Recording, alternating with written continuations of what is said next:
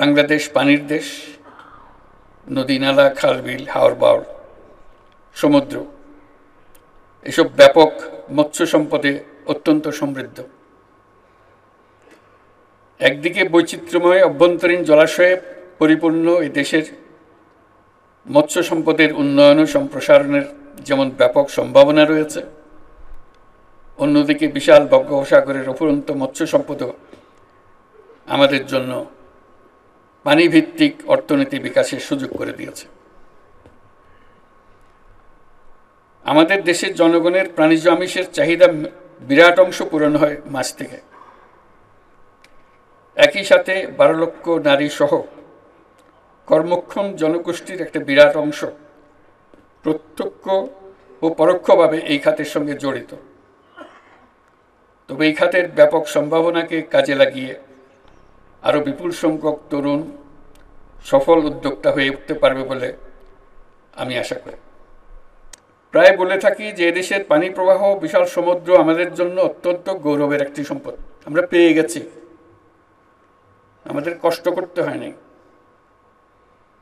এটা আল্লাহ আমাদেরকে দিয়ে দিয়েছে। এই খাতে বিশাল সম্ভাবনা থাকলেও বাংলাদেশ এখনো তা পুরোপুরি কাজে লাগাতে পারেনি। আমরা এখনো সমুদ্রের জগতে প্রবেশ করতে পারিনি।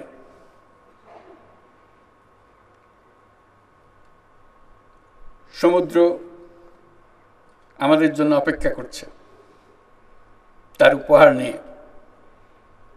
আমরা সেই উপহারটা তার কাছ থেকে আনতে যেতে পারিনি এখনো। আমাদের জানতে হবে কি কি ধরনের মৎস্য সম্পদ এই সমুদ্রের পানির তলায় আছে। আমাদের বুঝতে হবে কেন আমরা এটা পারছি না। এই খাতটি আমাদের অর্থনীতির জন্য একটা নতুন বাংলাদেশ সৃষ্টি করতে পারে। এটা আমাদের দেশেরই অংশ। আমরা শুধু জমির অংশটা জানি, পানির অংশটার প্রতি আমাদের কোনো দৃষ্টি নাই।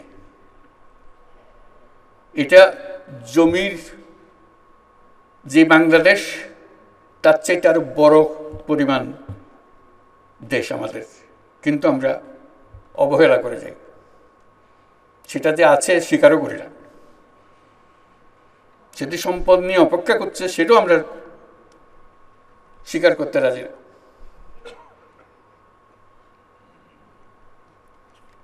আমাদের বঙ্গোপসাগরে সুষ্ঠু জরিপ পরিচালনা করে গভীর সমুদ্রে মাছ ধরার অঞ্চল চিহ্নিত করতে হবে। এটা শুধু বেশি মাছ ধরার বিষয় নয়, এটা একটা ইন্ডাস্ট্রি গড়ে তোলার বিষয়। এটা শুধু আমরা খাবো তা না, পৃথিবীর অন্যান্য মানুষের দেশ আমাদের এই মাছ খাবে। আমাদের সেই সম্পদ আছে, শুধু হাত বাড়িয়ে নেওয়া। সে হাত বাড়িয়ে নেওয়াটা আমাদের হয়ে ওঠেনি এ পর্যন্ত।